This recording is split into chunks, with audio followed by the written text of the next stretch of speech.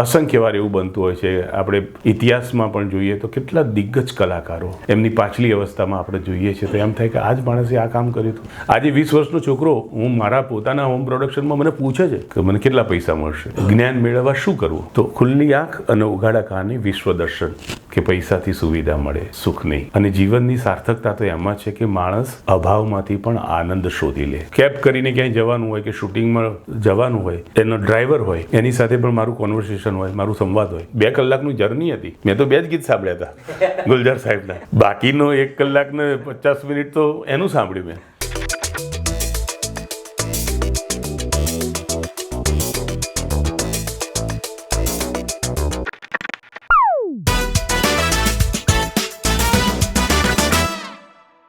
Hi, this is Advait Shah. Hi, this is Hardik. Welcome to our talk show Extreme Gratitude. The talk show where we invite people who are passionate about something or who are contributing in different ways. With that intention, our today's guest is veteran actor Mr. Prashant Barot. Prashant sir is leading Gujarati cinema for last so many years. But this conversation is little bit different. We are not going to discuss about any films or acting or theatre work, but we are going to know Prashant sir as a person. So thank you so much sir for Thank you. your time and coming. Thank you. Yes. Thank you so much. Yes, yes.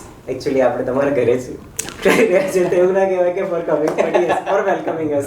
બિલકુલ, તમારું સ્વાગત છે. Yes, thank you sir. Sir આપણા talk શોનો main agenda છે about gratitude and all, આભારની લાગણી વાળવાનું. તો મારો ફર્સ્ટ ક્વેશ્ચન છે કે આમ કઈ 3 વસ્તુ છે જેના માટે તમે આમ ગ્રેટફુલ ફીલ કરો છો? એક તો હું જન્મ્યો એ, ઓકે, બીજું ઈશ્વરે મને એવી અનુકૂળતા આપી કે જેના કારણે હું મારા મનના સપનાઓ અથવા તો મારે જે કરવું હતું એ કામ, એટલે કે એક્ટિંગના ફિલ્ડમાં હું આવી શક્યો. અને હું આવી શક્યો એની પાછળ જે સપોર્ટ સિસ્ટમ, એટલે કે મારું family. I am blessed by God કે હું એવા ફેમિલીમાં જન્મ્યો છું જ્યાં મને નાનપણથી કલા સંસ્કાર મળ્યા છે. એવું નહીં કે ફેમિલીમાં કોઈ પ્રોફેશનલ એક્ટર હોય કે કલાકાર હોય, પણ કલામાં રુચિ હોય, કલાની સમજણ હોય. મારા ફાધર એ એમનું ભાષા ઉપરનું પ્રભુત્વ બહુ સરસ હતું. મારા મમ્મી એ બાળપણમાં હાર્મોનિયમ વગાડતા હતા, ગીતોની એમને સમજણ હતી, શોખ હતો. તો એ, અને હું એવું માનું છું કે ક્યારેક ઈશ્વર અથવા તો ડેસ્ટિની એક એવું વાતાવરણ તમારા જીવનમાં તૈયાર કરતું હોય છે જે તમને ખબર નથી હોતી, પણ આગળ જઈને એ બધું તમારા માટે એક પૂરક સામગ્રી બનતી હોય છે, જે તમારું એક ગ્રાઉન્ડ તૈયાર કરતી હોય છે. આઈ એમ બ્લેસ્ડ બાય ગોડ કે હું એવા નગરમાં જન્મ્યો છું, મહેસાણા જિલ્લાનું વિસનગર, જયશંકર સુંદરી જે નગરમાંથી હતા, જે અવિનાશ વ્યાસ હતા. તો કદાચ એ ધરતીના સંસ્કાર પણ મને મળ્યા છે. તો મુખ્યત્વે આ 3 બાબત એવી છે કે મને એમ થાય છે કે થેન્ક ગોડ કે મને આ પરિવાર મળ્યો, માનવ અવતાર મળ્યો, અને મારા મનમાં જે કામ હતું એ હું કરી શક્યો. તો એ માટે I am grateful and thankful. Avinash Vyas એટલે જેમણે માડી તારું કંકુ. અવિનાશ વ્યાસ એટલે એવું કહી શકાય પૂરા આદર સાથે કે ગુજરાતી ફિલ્મ ઉદ્યોગમાં અને સુગમ સંગીતમાં એમનું એટલું મોટું કોન્ટ્રીબ્યુશન કે અવિનાશ વ્યાસને બાદ કરીએ તો પ્રમાણમાં ખૂબ મર્યાદિત આપણી પાસે વારસો, એ સંગીતની એ આપણી સંપત્તિ, એ ગીતોની સંપત્તિ આપણી પાસે બચે. નો ડાઉટ બીજા લોકોએ સુંદર કામ કર્યું છે, એમનું કોન્ટ્રીબ્યુશન ઘણું છે, પણ અવિનાશભાઈનું બહુ જ ક્વોન્ટિટી અને ક્વોલિટી બંનેમાં એમનું કોન્ટ્રીબ્યુશન હતું. સર, તમારામાં પણ એ મતલબ પેરેન્ટ્સનું તમે જે કીધું એ ઝલકાય છે કે કારણ કે તમારામાં પણ આ ભાષાનું પ્રભુત્વ છે અને ઓફકોર્સ મ્યુઝિકલ સેન્સ પણ તમારામાં છે. હવે લાઈક તમે તમારા કામથી અને તમારા નામથી તો તમે ઓળખાવ જ છો, but for you like what is your definition about yourself? Prashant Barot કોણ છે તમારા મતે? પ્રશાંત બારોટ કોણ છે? એક સામાન્ય માણસ જે પોતાના સપનાને સાકાર કરવા માટે મથામણ કરતો હોય, જ્યાં પહોંચ્યો છે ત્યાંથી વધુ આગળ પહોંચવા માટે એ ઈચ્છુક હોય અને બેસ્ટ પોસિબલ હું માનું છું કે આપણી હ્યુમન ક્વોલિટી છે, એક માનવીય અભિગમ છે અને માત્ર આપણી જાત માટે નહીં અથવા તો આપણા સપના માટે નહીં, પણ ઈશ્વરે જે કંઈ તમને સ્કિલ, સમજણ, જ્ઞાન, વિદ્યા આપી છે એના થકી સોસાયટીનું એક કન્સર્ન હોય, સોસાયટી સમાજની એક નિસ્બત હોય અને એમાં તમે તમારા કાર્યક્ષેત્ર દ્વારા, એટલે કે દાખલા તરીકે હું એક્ટર છું કે હું કલાકાર છું, તો એ કલાકાર દ્વારા સમાજમાં તમે કંઈ કોન્ટ્રીબ્યુટ કરો. હું એ વિચારધારાને માનું છું. બે પ્રકારના કલાકારો હોય છે, એક કે લોકોને એન્ટરટેન કરવું એ જ આપણું કામ છે. મને થોડુંક એવું છે કે બિલકુલ એન્ટરટેન તો કરવા જ જોઈએ, પણ એની સાથે કોઈક સામાજિક નિસ્બત હોય. તમે જે કંઈ કામ કરો છો એમાં જો તમે કંઈક હેતુલક્ષી એક આશય હોય અને એ રીતે પણ સમાજને જો તમે કનેક્ટ કરી શકો, એમને વિચારતા કરી શકો, એવું તમે કામ કરો તો એ વધુ આવકાર્ય છે. અને તમે સર એ ટાઈપના લાગો છો કે આમ તમે આ કામને બી છે ને આમ તમે કદાચ એવું જોતા હશો કે હું તો નિમિત્ત માત્ર છું એમ. Absolutely, I mean it. I am not, we all are just puppet. We are just puppet. અને એનું દોરી સંચાર કોઈ ડેસ્ટિની કરે છે. હું બહુ આસ્થાવાદી છું, પરમ તત્વમાં શ્રદ્ધા છે મને. તો with all honesty I am telling you કે મને ક્યારેય એ યશ, એ જશ હું લઉં છું એવું મને ક્યારેય ફીલ નથી થતું. મને એવું ક્યારેય નથી થતું કે આ મેં કર્યું. મને હંમેશા પૂરા હૃદયપૂર્વક હું કહું છું કે મને એમ થાય કે ઈશ્વરે મને નિમિત્ત બનાવ્યો. તો એ મારામાં એ ભાવ રહેલો હોય છે ને હું માનું છું. કારણ કે અસંખ્ય વાર એવું બનતું હોય છે, આપણે ઇતિહાસમાં પણ જોઈએ તો કેટલા દિગ્ગજ કલાકારો એમની પાછલી અવસ્થામાં આપણે જોઈએ છીએ તો એમ થાય કે આ જ માણસે આ કામ કર્યું હતું. તો એ માત્ર હેલ્થ ઇસ્યુ કે એ જ ફેક્ટર નથી હોતું, એ કંઈક હશે. એટલે હું એવું માનું છું કે હું માત્ર માધ્યમ છું અને ઈશ્વરે પરમ તત્વે મને નિમિત્ત બનાવ્યો એના માટે. સર, તમે હમણાં વાત કરી એમાં સોસાયટીની વાત કરી, તો સોસાયટીની વાત કરીએ તો એનો જનરેશન ટુ જનરેશન ચેન્જ થઈ રહી છે. તો તમને એવું લાગે છે કે તમારી generations is misunderstood by other generations, maybe તમારા પહેલાંની જનરેશન્સ કે આવનારી generations is misunderstood? Not at all, not at all. Because I respect everyone. મારી આગળની જનરેશનમાંથી ઘણું બધું મને શીખવા મળ્યું, તો એટ ધ સેમ ટાઈમ મારા પછીની જનરેશનમાંથી પણ હું શીખું છું. કારણ કે પરિવર્તન એ તો સંસારનો નિયમ છે. સમય સાથે સમય સાથે ને એ સમય સાથે સાપેક્ષ હોય છે. એક સમય એવું હતું કે કલા ક્ષેત્રમાં નાટક હોય કે સિનેમા હોય તો એક ઇન્ટિમસી સાથે બધા કામ કરતા હતા, એક ફેમિલી માહોલ હતું. તો એ પેઢીના લોકો કદાચ અત્યારે કેટલાય મારા સિનિયર એક્ટર એવી ફરિયાદ પણ કરતા હોય છે કે આજે યાર બહુ પ્રોફેશનલ થઈ ગયા છે લોકો. પણ આઈ રિસ્પેક્ટ ઇટ. બરાબર, હું એવું નથી કહેતો પેલું સાચું હતું ના ખોટું હતું, પણ આ ખોટું નથી. સમયની માંગ અત્યારે આ ખોટું નથી. સમયની માંગ, જીવનશૈલી બદલાય. કારણ કે આફ્ટર ઓલ તમારી પર્સનાલિટીમાં અથવા તમારા વ્યવહારમાં બદલાતા સમયની અસર તો રહેવાની જ. તો એક સમય એવું હતું કે નાટક કે સિનેમામાં ડિરેક્ટર જે લિજન્ડરી હોય એને પૂછતાય નહોતા કે મને કેટલા પૈસા મળશે તો હું શું રોલ કરીશ. એ એમના માટેનો આદરભાવ હતો. એવું નહોતું કે સરેન્ડર હતા, પણ આદરભાવ હતો કે આમને થોડું પૂછાય. આજે 20 વર્ષનો છોકરો હું મારા પોતાના હોમ પ્રોડક્શનમાં મને પૂછે છે કે મને કેટલા પૈસા મળશે, તો મને ક્યારેય એવો અણગમો નથી થતો. મને તો એની સ્પિરિટ માટે એમ થાય કે જો આ કોન્ફિડન્સ છે આ છોકરાને. હા, મારી ફરિયાદ એ હોઈ શકે કે તું પૂછે છે સારી વાત છે, પણ તું આઉટપુટ તો નથી આપી શકતો. તો પહેલાં એ હોમવર્ક કરીને આવો. તો એટલે અને આમ પણ એ દરેક વ્યક્તિઓમાં, દરેક જનરેશનમાં પ્લસ માઇનસ પોઈન્ટ તો રહેવાના. પણ છતાંય હું એવું માનું છું કે મને એવો તો લાભ મળ્યો છે કે મેં મારા સિનિયરમાંથી પણ હું કંઈક શીખ્યો છું અને હું મારાથી જે યંગસ્ટર છે, મારી પછીની જે જનરેશન છે એમાંથી પણ મને શીખવા મળ્યું છે. અને બીજો મારો એક અભિગમ હંમેશા રહ્યો છે કે હું હંમેશા વિદ્યાર્થી રહું. મારામાં જિજ્ઞાસા વૃત્તિ પુષ્કળ છે. સતત અભ્યાસ કરવો, નાનામાં નાનો, ઓછામાં ઓછા અનુભવવાળા વ્યક્તિ પાસેથી હું શું મેળવી શકું એવું. અને વૈચારિક રીતે હું થોડો ખુલ્લો છું. માત્ર હું જે માનું છું, મારી માન્યતાઓ, મારા વિચારોને લોક નથી કરેલા. તો કદાચ એટલે હું થોડો અપડેટ થવાનો પ્રયત્ન કરું છું અને એના કારણે હું ન્યૂ જનરેશનમાં મર્જ પણ થઈ શકું છું.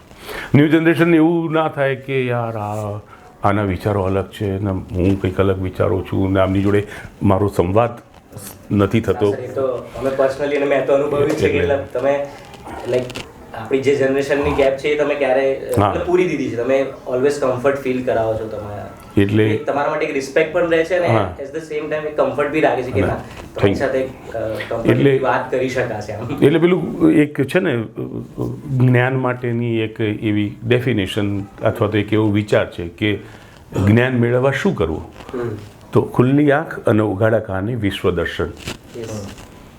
તો તમને નાનામાં નાની ખરાબમાં ખરાબ બાબતમાંથી પણ એક સારી બાબત મળી શકે. બધું જ ખરાબ હોય એવું નથી અને બધું જ સારું હોય એવું પણ નથી. હવે એ તમારી સમજણ તમે વિકસાવો કે ભાઈ આમાંથી આટલું આ સરસ છે, આની આ સ્પિરિટ ગમી, પણ આનું કામ પરત્વનું ડેડિકેશન જૂની જનરેશનમાં વધારે હતું. આમાં એ ડેડિકેશનની મને ઉણપ લાગી. પણ જૂની જનરેશનમાં પ્રોફેશનલિઝમ એટલે કે પોતાના હકના પૈસા માગવા માટે સંકોચ કે શરમ કે કહેવાતો આદર હતો, પણ આનામાં એ નથી. તો થોડુંક અહીંથી તમે સ્વીકારો, થોડું અહીંથી સ્વીકારો, એવો મારો અભિગમ ને એટીટ્યૂડ રહે છે. સર, તમે હમણાં વિચારોની વાત કરી કે તો રિસેન્ટ ટાઈમમાં કે આજકાલ તમારા માઇન્ડમાં કેવા વિચારો ચાલે છે? તમે કંઈક પેટર્ન ઓબ્ઝર્વ કરી હોય, પોઝિટિવ, નેગેટિવ, અપકમિંગ પ્રોજેક્ટ્સના, ફેમિલીના કે ઇન જનરલ એનીથિંગ કે શું ચાલી રહ્યું છે? હા, એટલે આમ તો વિચારોની વાત છે તો મોટે ભાગે મારા મનમાં એક વાત હું પૂરી ઓનેસ્ટીથી કહું કે honestly I am telling you, not a single second મારા માનસમાં, મારા વિચારોમાં મારી એક્ટિંગ ક્યારેય નથી છૂટતી. મને એમ થાય કે આ કર્યું સરસ, થેન્ક ગોડ, હવે આનાથી થોડુંક ઉપર કંઈક થઈ જાય તો મજા પડી જાય. આ થયું, હવે થોડુંક આટલું કંઈક થઈ જાય તો મજા પડી જાય. તો જે કંઈ કર્યું છે એનાથી થોડુંક વધારે સારું કરવું, એના માટેના પ્રયત્નો, એની માટેની મથામણ, એના માટેનો અભ્યાસ અથવા તો મારી જાતમાં શું ઉણપ છે કે હું શું અપડેટ કરું, શું એને વધારે બેટર કરું કે હું સારું આઉટપુટ આપી શકું. એવું ફેમિલીની વાત છે તો એક એવું છે કે પરસ્પર પ્રેમ ને સન્માન રહે, પરિજનોમાં સંપ રહે, એવું વાતાવરણ એક ઘરના વડીલ તરીકે હું સર્જું. કારણ કે હું માનું છું કે એ ફેમિલીની સ્ટ્રેન્થ છે ને એ બહુ જ મોટું. ઘણી વખત અત્યારે મટિરિયલિસ્ટિક વેમાં લોકો વિચારતા હોય છે, તો એવા સમયમાં કદાચ સુવિધા મળે, સુખ ના પણ મળે. અત્યારે હું એક પ્લે કરું છું, એમાં એક ડાયલોગ છે મારો કે પૈસાથી સુવિધા મળે, સુખ નહીં. અને જીવનની સાર્થકતા તો એમાં છે કે માણસ અભાવમાંથી પણ આનંદ શોધી લે. એટલે તમારી પાસે જે નથી, મારી પાસે એક રોટલી છે અને ઘરના 4 મેમ્બર છે, પણ એ એક રોટલીનો 1/4 તમે પ્રેમથી ખાઓ તો હું માનું છું કે એ 56 ભોગ જેવો લાગે તમને. તો વૈચારિક રીતે આવો અભિગમ મારો રહે અને પ્રયત્ન કરું કે એવી રીતે જીવન જીવે સ્પિરિટથી. કારણ કે આ તમારું ભૌતિક સુખ સગવડો છે એ તો એન્ડલેસ છે. 3 BHK છે તો 4 BHK જોઈએ છે, 4 BHK છે તો બંગલો જોઈએ છે, ફિગો ગાડી છે તો બીજી એનાથી મોટી જોઈએ છે, આમ છે તો એનાથી મોટું જોઈએ છે. It is endless. અને સાચું એ છે કે તમે ભીતરમાં તમે શું પામો છો, અંદર તમારું શું બેલેન્સ છે. તો એવો પ્રયાસ રહે મારો. અને હું એવું માનું છું કે જેટલી ઓનેસ્ટીથી, જેટલું ક્લેરિટી અંદરની હોય એ તમને બહુ પ્લીઝ કરે. અંદર ગંદકી હશે ને અને તમારી પાસે ભૌતિક સુખ સગવડો હશે તો કદાચ તમને પ્લીઝ નહીં કરે, પણ અંદરની ક્લેરિટી હશે અને એ તમારા ચહેરા ઉપર પણ રિફ્લેક્ટ થાય. ઇનર બ્યુટી છે ને, આંતરિક સૌંદર્ય ચહેરા ઉપર પણ આવે. તો અંદર ગંદકી ના જાય એવો પ્રયાસ કરું.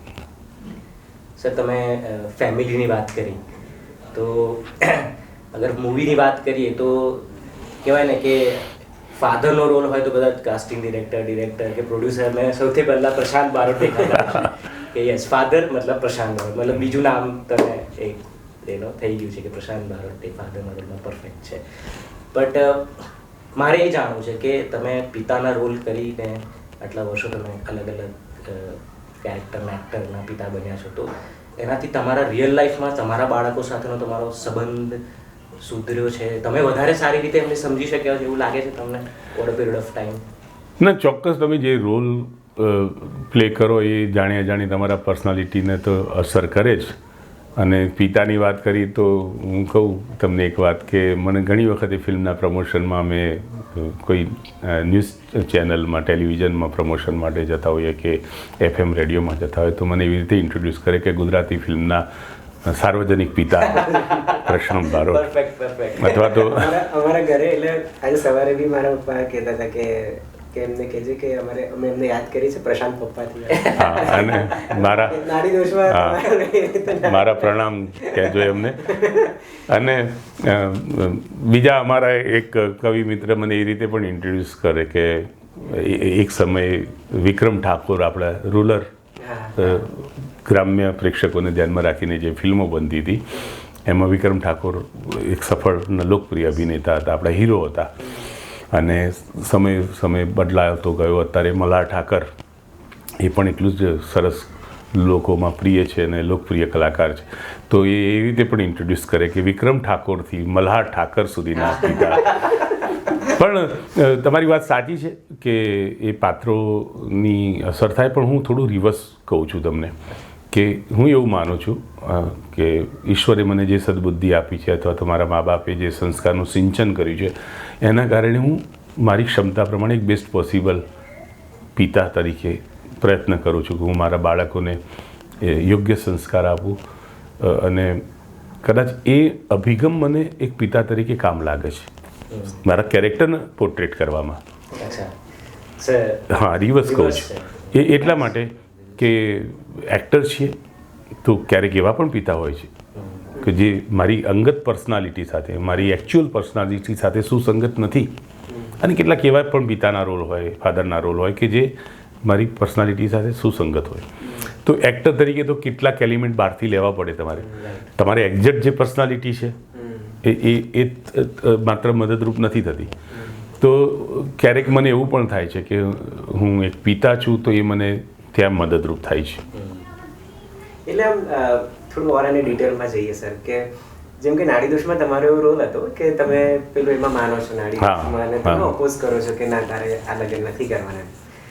એવું રિયલ લાઈફમાં તમને એવું કંઈ થયું કે યાર હા આમાં મેં આવો રોલ કર્યો પણ કદાચ હું મારી રિયલ લાઈફમાં બી આવું કંઈક આવા કન્સેપ્ટમાં હું અટવાયેલો છું જેમાંથી મારે બહાર નીકળવું? ના, એવું એટલા માટે નથી થયું અથવા તો અત્યાર સુધી એવી કોઈ ઘટના નથી ઘટી. હું એવું માનું છું અંગત રીતે, હું વૈચારિક રીતે બહુ ખુલ્લો છું. એટલે મારા વિચારો કે મારી માન્યતા બિલકુલ લોક કરી દીધી ને મને આટલું જ દેખાય ને આટલું જ. કેટલા ઘણા નજીકના આપણા સ્વજનો કે મિત્રો હોય છે જેમણે એક વખત ફિક્સ થઈ ગયું ને કે આ આમ જ હોય, they can't change, I can change. એટલે એના કારણે મને ફાયદો શું થાય છે કે મારી વૈચારિક સમૃદ્ધિ વધે છે. હું કંઈ પણ વિચારતો હોઉં ને મારો દીકરો મને એમ કે પપ્પા આના બદલે આમ કરાય, તો એને પૂરું કન્સિડર કરું. હા, પછી નિર્ણય ગમે તે હોય, શક્ય છે કે હું એને કહું ના ના એના બદલે આ બેટર છે, પણ એને કન્સિડર કરું. તો એ રીતે ઉપરથી મને તો એવો ફાયદો થાય છે. કારણ કે ઘણી વખતે શું થાય કે માણસે એક ફિક્સ કર્યું કે આ વિચારું છું અથવા પછી એના દુષ્પરિણામો આવતા હોય છતાંય એની મમત અથવા એની જીત એને બદલવા ના દે. મને એવું થાય અને હું કંઈ ખોટું થયું હોય મારાથી કે કંઈ ભૂલ થઈ હોય તો એને સુધારવામાં મને સહેજ પણ કશું નડતું નથી. હું બહુ સાલસતાથી એ વાત સ્વીકારી શકું, સુધારી શકું. તો કારણ કે આમ જાણે અજાણે મારામાં એક વિદ્યાર્થી હંમેશા જીવતો રહે છે. મને હંમેશા નવું કંઈક શીખવાની ઈચ્છા થાય, જાણવાની ઈચ્છા થાય. અને I strongly believe in real way કે દરેક વ્યક્તિ પાસેથી હું કેબ કરીને ક્યાંય જવાનું હોય કે શૂટિંગમાં જવાનું હોય, હું એનો ડ્રાઈવર હોય એની સાથે પણ મારું કોન્વર્સેશન હોય, મારું સંવાદ હોય. ઘણી વખત એવું થાય કે આમ બેઠા હોય ને પેલો ગાડી ચલાવી જાય, 2 કલાકનો રન હોય, આઈ કાન્ટ હું ના કરી શકું એવું. હું પૂછું કોણ છે, શું છે, ગાડી તમારી છે, પોતાની છે, તમને કેવું લાગે છે, તમને એન્જોય કરો છો તમારી લાઈફ, એની વ્યથા પણ કે એની મજા પણ કે, અને મને એમાંથી પણ કંઈક જાણવા મળે. એટલે એના કારણે શું થાય કે તમારું જીવન પરત્વેનો અભિગમ એક હેલ્ધી કેળવાય એવું હું માનું છું. ઘણી વખતે આપણા સમાજમાં એવું બહુ થતું હોય છે કે બાજુવાળાના ત્યાં ગાડી આવી એમાં આને બિચારાને તકલીફ થઈ જાય, અમને ગાડી હવે આપણે લાવવી પડે ગાડી. પણ એકચ્યુઅલી એ રેફરન્સથી હું નથી જીવતો. મારી અનુકૂળતા, મારી નીડ અને મારું વાતાવરણ એ પ્રમાણે તો એ રીતે જોઈએ તો જિંદગીને મૂલવણી કરતાં કરતાં ચાલીએ. અને બીજું બહુ બોટમ લાઈન કહું ને તો ભૌતિક સુખ સગવડો મને બહુ આકર્ષતી નથી. હું ચાલતો જઈ શકું, જરૂર પડે તો હું શેરિંગ રિક્ષામાં છકડામાં ઊભો રહીને જઈ શકું, આઈ ડોન્ટ માઇન્ડ. મને એટલા માટે મને એમ થાય કે એવું એકલા ટોચ ઉપર, અને એક્ટરને તો ખાસ સમૂહમાં રહે ને એની જોડે સંવાદ રચતો રહે ને એ બહુ મદદરૂપ થાય. તમને કેટલા બધા કેરેક્ટર્સ મળે, તો એવા અભિગમ રહે છે મારો. તમે કીધું કે મતલબ તમે એનો ડ્રાઈવર સાથે પણ ડિસ્કસ કરતા હોય છે, તો આવું ટ્રાવેલિંગ તો તમારું થ્રુ આઉટ રહેતું જ હોય છે, અલગ અલગ બહુ જ રહે છે. બહુ જ એટલે બહુ જ રહે છે. ટ્રાવેલિંગથી આમ શીખવા મળ્યું કંઈક? બિલકુલ. પ્રવાસ છે ને એ પુસ્તકનું કામ કરે છે. અને આમ પણ તમે હંમેશા મને વાંચવાનો શોખ છે, વાંચનનો શોખ છે, એમાં આત્મકથાનક અથવા તો જીવન ચરિત્રો વાંચવાનો વિશેષ શોખ છે. એમાંથી ઇન્સ્પિરેશન મળે તમને. તો તમે જોજો, તમે સ્ટડી કરજો કોઈ પણ સફળ માણસ. હા, એની બધી અલગ અલગ મર્યાદાઓ હોઈ શકે, પણ સફળ માણસ અથવા તો માણસના વ્યક્તિત્વના વિકાસમાં મેં જે સ્ટડી કરી છે અથવા તો એનું રહસ્યના અર્ક તમે પકડો તો 3 વસ્તુ કોમન મેં જોઈ છે. એક, વાંચન. કોઈ પણ સફળ માણસ જોશો લગભગ વાંચન હશે એનું. બીજું, પ્રવાસ. એવું બને કે સફળ થાય પછી પ્રવાસ વધે, એવું બને કે સફળ. અને ત્રીજું છે ને ફિટનેસ, એક્સરસાઇઝ, નિયમિતતા. એવા કેટલા બધા છે એમ. આજે કોઈ પણ તમે અમિતાભ બચ્ચન સાહેબને જુઓ, એમનું વાંચન, એમનું, કારણ કે એના કારણે તમે ઘણું એક્સપ્લોર થતું હોય, તમને એક વિશ્વ જોવા મળતું હોય. મોદી સાહેબ, એમનું વાંચન એ ખરું, ફિટનેસ એ ખરી, પ્રવાસ એ કરો. તો મને પણ એવું હું માનું છું કે આ પ્રવાસ હું હંમેશા એન્જોય કરું છું. અચ્છા, એવું નહીં હા કે સેપરેટ ગાડીમાં જતો હોય તો જ એન્જોય કરું. હું લોકલ બસમાં એટલું જ એન્જોય કરું. અને ઘણી વખતે જ્યારે મારે એકલાએ કોઈ કામે જવાનું હોય, દાખલા તરીકે જ્યારે અવકાશ મળે ત્યારે અંબાજી દર્શન કરવા જવાનું આખા ફેમિલીનો એક ઉપક્રમ હોય. આખું ફેમિલી હોય તો અલગ વાત છે, હું ગાડી લઈને જાઉં. હું એકલો હોઉં તો મને એમ જ થાય કે બસમાં જાઉં. અને તમને કદાચ નવાઈ પણ લાગે અથવા હાસ્યાસ્પદ લાગે, એમાં હું જોઉં કે ફરતી લોકલ બસ કઈ છે જે રૂટીન ધમધમાટ પહોંચાડી દે અંબાજી, નેક્સ્ટ સ્ટોપ અંબાજી નહીં. તો મારા માટે બહુ એ ભાથું બની રહે છે કે અચ્છા આ બસ છે, આમાં બેસો, આ ચકડો છે, ચકડો નહીં, આગળની પાછળ હું ઊભો રહીશ. તો એ થોડુંક મારું પોતાનો અભિગમ છે અથવા તો મારી રુચિ છે કે એવી રીતે સમાજનો હિસ્સો થઈને, સમૂહનો હિસ્સો થઈને.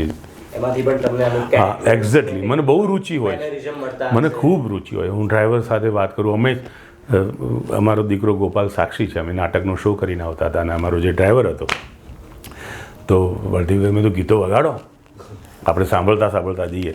તો એના સિસ્ટમમાં મેં ગુલજાર સાહેબના હિટ ગીતો મૂક્યા, હા, મારા ટેસ્ટના. હવે એનું મારી સાથેનું કનેક્શન એટલું આત્મીય કહેવાય. 2-3 ગીતો કે આ તો કંટાળો આવે છે, તો મેં તને શું ગમે છે, તને ગમે એ વગાડ. તો એણે બિલકુલ મેલડી માતાના ભજનો શરૂ કર્યા. અને તમે નહીં માનો, હું એવું માનું છું, કોઈએ મને કહ્યું નહોતું, પણ અમારી સાથે જે કો આર્ટિસ્ટ હતા એ કદાચ કંટાળ્યા હશે. મેં એ ભજન જે ગીત હતું ડાકલાવાળા, એના બધા શબ્દો ખૂબ ધ્યાનથી સાંભળ્યા. મને અભ્યાસ મળ્યો કે આ કક્ષાના, આ માનસિકતા ધરાવતા અથવા તો આ રીતે ઉછરેલા માણસનું સંગીતનો ટેસ્ટ આ છે. And I think it is helpful four as an actor. મને એમ અચ્છા આનો ગુલજાર સાહેબ એટલા એન્ટરટેન નથી કરતા, એટલા કનેક્ટ નથી કરતા જેટલું પેલું ડાકલાવાળું મેલડી માતાનું ગીત કરે છે. તમે નહીં માનો, મેં બહુ જ ધ્યાનથી સાંભળ્યું અને મેં એને બિલકુલ નથી કીધું કે આ કંટાળો છે બંધ કર ભાઈ. મારે 2 કલાકની જર્ની હતી, મેં તો 2 જ ગીત સાંભળ્યા હતા ગુલજાર સાહેબના. બાકીનો 1 કલાક ને 50 મિનિટ તો એનું સાંભળ્યું મેં. તો હા, એવું શક્ય છે કે ક્યારેક એમાં કંટાળાજનક લાગે, પણ હું કંટાળો બેર કરીને પણ મને એવું થાય એમ. એટલે આવું હા, એવું એમાં શું તો મને તો એનું કેરેક્ટર મળે, એ સ્ટેરિંગ ઉપર આમ કરતો હોય. હું માનું છું કે એક્ટર તરીકે મને ક્યાંક ને ક્યાંક એવું કામ લાગે. એ ડ્રાઈવરનું કેરેક્ટર પ્લે કરવાનું હોય ત્યારે મને આ યાદ આવે. મારી એક ફિલ્મ આવી નથી, પણ હરેશ નાગરેચાની ચુટકી નામની ટૂંકી વાર્તા ઉપરથી એક ફિલ્મ બની છે, કેવું કેવું થાય, જેમાં મલ્હાર ઠાકર છે અને હું છું. બીજા ઘણા કલાકારો છે ને, ગોપી દેસાઈ આપણા NSDN અને જાણીતા અભિનેત્રી અને દિગ્દર્શિકા, જેને નેશનલ એવોર્ડ્સ ને બધું મળ્યું છે. એ ફિલ્મમાં મારું ધોબીનું કેરેક્ટર હતું. ધોબીનું કેરેક્ટર સાદું. હું એવું માનું છું કે મારા આ ઓબ્ઝર્વેશનના કારણે એ કેરેક્ટર હું સારી રીતે પ્લે કરી શક્યો. એ એકદમ અલગ પ્રકારનું, રૂટીનમાં ન હોય ને એવું કેરેક્ટર હતું, ઇસ્ત્રી કરતો ધોબી. તો આવું ક્યાંકનું ક્યાંક પેલું આપણા એમાં પડ્યું હોય, એ આ સમયે ફાઇલ બહાર આવે આપણને મદદ.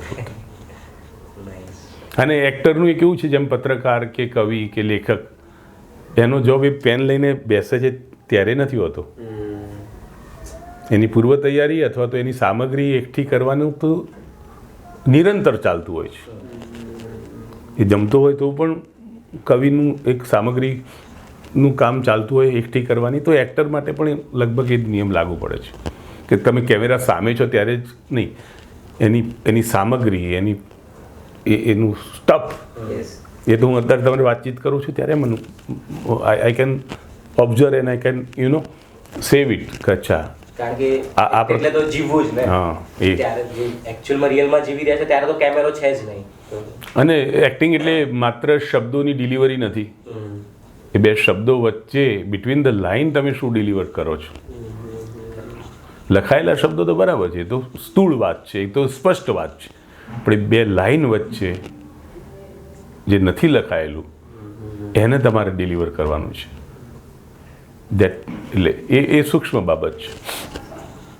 ઓકે સર, તો અમારા માધ્યમ દ્વારા જો તમે એવી કોઈ વાત હોય જે તમે હજી સુધી ક્યાંય શેર ના કરી હોય ઓડિયન્સ સાથે, અને જો તમે શેર કરવા માંગતા હોય એવું કંઈક. એકચ્યુઅલી મને લાગે કે કોઈ કશે તમે આવી વાતો શેર નથી કરી. એટલે આ પ્રકારના પાસાઓ ઇન્ટરવ્યૂમાં ઓછા, એટલે મને પણ મજા આવી કે સામાન્ય રીતે હા ના, બહુ સરસ. અને આ બહુ વધારે ઉપયોગી છે, કારણ કે જે કામ કરી ચૂક્યા છે એ તો બધાને ખબર જ હોય. જે લોકો રસ દાખવતા હોય એક્ટર તરીકે એમનું કરિયર બનાવવા માટે, કે એ લોકોને ખબર હોય કે મેં કઈ ફિલ્મમાં શું કર્યું છે. હું માનું છું કે આ થોડીક પેલી ઇનર પર્સનાલિટીને તમે આજે બહાર કાઢી છે, એટલે મને પણ મજા આવી. કારણ કે આ પ્રકારના ઇન્ટરેક્શન કે ટોક શો, ઇન્ટરવ્યૂઝ ઓછા થતા હોય છે લગભગ. બહુ હા, થોડું આવી જાય અંદર, પણ આવું એક્સક્લુસિવલી આ જ પાસાઓને તમે લીધા તો મને પણ આનંદ થયો. અને એવું શેર કરવા જેવું કંઈ વિશેષ નહીં, પણ હું એક સિમ્પલ એવું માનું, હું કહું છું try and try but don't cry. એટલે તમે જે કંઈ કામ કરો એનું કીપ વર્કિંગ. એમાં ભૂલો થશે, એમાં નિષ્ફળતા મળશે, પણ તમે પ્રયત્ન કરતા જાઓ. એ જુસ્સો, એ જોમ, એ ઉર્જા ગુમાવે વગર. અને ખાસ તો જે તમારી ખામી, સેલ્ફ એનાલિસિસ છે ને, એ બહુ જ અગત્યનું હું માનું છું. તમારા સ્વયંના તમે કઠોર વિવેચક બનો કે તમારામાં શું ઉણપ છે એને તમે દૂર કરો તો જીવનમાં તમે તમારા લક્ષ્ય સુધી પહોંચી શકશો. અને હું તો ત્યાંથી આગળ એવું વિચારું છું, અને આઈ મીન ઇટ, કે જે ગીતામાં કહ્યું છે કે સજ્જતા કેળવીને તમારા કાર્યક્ષેત્રની યોગ્ય સજ્જતા, નિપુણ તો નહીં કહી શકું, કારણ કે કોઈ પણ આર્ટ કે કોઈ પણ વિદ્યા એ તો એન્ડલેસ છે. હું એવું ના કહી શકું ને કે હું નિપુણ એક્ટર છું, પ્રવીણ છું, મારા કામમાં એક્સપર્ટ છું, ના. પણ બેસ્ટ પોસિબલ જે વ્યવસાયિક ક્ષેત્રમાં જેટલી જરૂરિયાત છે એનાથી થોડુંક વધારે, કે એક રોલ કરવા માટે આટલી જરૂરિયાત છે, તમારે આટલું આઉટપુટ આપવું પડે, એ માટે તમે પ્રયત્નશીલ રહો. અને પછી રિઝલ્ટ ના મળે તો ઈશ્વરની મરજી. પેલું સરસ છે ને કે આપણું ધાર્યું થાય તો ઈશ્વરની કૃપા, હરિકૃપા, અને આપણું ધાર્યું ના થાય તો હરિ ઈચ્છા. તો હરિને કેન્દ્રમાં રાખવાની, કૃપા તો પણ મજા, ઈચ્છા તો પણ મજા, એવું છે. દાખલા તરીકે આ લોકેશન માટે આપણે જે મથામણ કરી નહીં આવી તો એ પણ મજા છે. એમાં તો કૃપાની ઈચ્છા બંને આવી તો મારા મનમાં નક્કી હતું કે જો પેલું કેફે વાળું ના થાય તો એ કીધું ઘરે જ પછી ના, એ બે વૈકલ્પિક વ્યવસ્થા તો હતી જ. અને પણ આવું છે એટલે આ લાઈફ, આજે આપણે જે અનુભવ છે it's a part of life. મથામણ કરીને આમ કરીને તમે કરો. સર, આમ તો આપણે નક્કી કર્યું હતું અમે કે આપણે ફિલ્મો વિશે વાત નહીં કરીએ, પણ તો પણ ઓડિયન્સ માટે પણ એક ફોર્મેટિંગ કરી લઈએ. If you can talk about your upcoming films projects. હા, ફિલ્મમાં તો લગભગ ઘણી બધી ફિલ્મો છે. 12 ફિલ્મો ડબિંગ સાથે તૈયાર છે મારી. અને અત્યારે એક ઇટ્ટા કિટ્ટા નામની ફિલ્મ ચાલી રહી છે. એક થેન્ક યુ, લોકોનો રિસ્પોન્સ એ સારો છે. અને બીજું શ્યામા રૂમી વેબ જે OTT પ્લેટફોર્મ છે એના ઉપર એક વેબ સિરીઝ છે ગુજરાતી, વારસો, પાટણના પ્રભુ પટોળાની, જે આપણી સાંસ્કૃતિક વારસો છે આપણો. એ પણ એ સેમ ડિરેક્ટરની? હા, સેમ ડિરેક્ટરની. ઇવન હા, એ એક દિવસ પછી જ એ 18મી તારીખે વારસો સ્ટ્રીમિંગ થઈ, 19મી તારીખે ફિલ્મ રિલીઝ થઈ. તો એ વારસો પણ એક હમણાં જ આવી છે. એક 31st નામની મારી ફિલ્મ આવી રહી છે આવતા મહિને.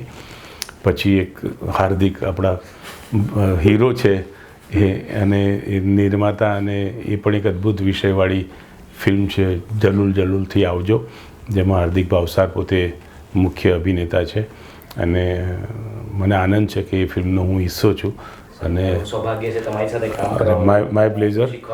અને હું બિલકુલ પ્રમાણિક ખાતરી આપું તમારા માધ્યમ દ્વારા કે પ્રેક્ષકોને પણ એ ફિલ્મમાં મજા આવશે. તો એ પણ ટૂંક સમયમાં આવશે. એક અમારા મિત્ર છે આદિત્ય લાખિયા, એમની એક ફિલ્મ છે ખપે. એક બીજી મલ્હાર ઠાકર સાથે એને ઇટ્ટા કિટ્ટાના દિગ્દર્શકોએ બનાવી છે કંકોત્રી. એ પણ ફિલ્મ શૂટિંગ થોડુંક બાકી છે, બાકી થઈ ગયું છે. અમારા છેલ્લો દિવસને શું થયુંના મેકર્સ છે KD સર, એમના પ્રોડક્શન હાઉસની એક ફિલ્મ આવે છે જગત. અને 19મી ફેબ્રુઆરીએ એક હિન્દી સિરિયલ સોની TV ઉપર રજૂ થશે, ટેલિકાસ્ટ શરૂ થશે, કુછ રીત જગત કી એસી હૈ. તો એમાં પણ હું છું.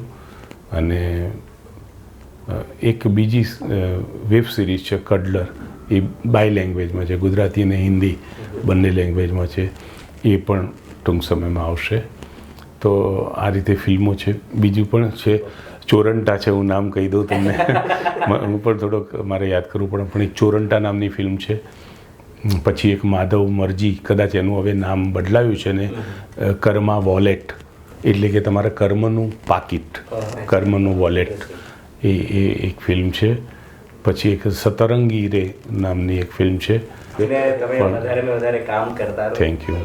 31st હા, મારો પણ રોલ છે. યસ, અમે મળ્યા હતા. હાર્દિક પણ છે 31st. તો એ છે. તો આવું છે. સર, એટ ધ લાસ્ટ મે બી ઓડિયન્સને તમારે કોઈ મેસેજ આપવો હોય અમારા માધ્યમ દ્વારા? કંઈ નહીં, સૌથી પહેલાં તો હું તમારો આભાર માનું છું કે તમે આ એક સરસ ઉપક્રમ અને બહુ જ મિનિંગફુલ અને પરિણામલક્ષી કહી શકાય એવું તમે ઇન્ટરવ્યૂ કર્યું. અને એ ઇન્ટરવ્યૂ માટે તમે મને કન્સિડર કર્યો કે આમંત્રણ આપ્યું તો આઈ એમ થેન્કફુલ ટુ યુ. એના માટે અને દર્શકોનું તો હું કંઈ વિશેષ નહીં કહું, પણ બસ તમે બધા ક્ષેમ કુશળ રહો, મસ્ત રહો, આનંદમાં રહો અને કલા સાથે સંકળાયેલા રહો. કારણ કે કલા એક માણસનું રિફ્લેક્શન બતાવે છે સમાજનું, અને એના થકી જ સમાજ વધારે તંદુરસ્ત બને એવું માનું છું. અને સાથે સાથે કલા પીરસનારાઓની પણ એક જવાબદારી છે કે થોડાક એવા વિષયો લઈને આવે જે સામાજિક રીતે સમાજનું ઉત્કર્ષ કરે, સમાજને વધુને વધુ તંદુરસ્ત બનાવે.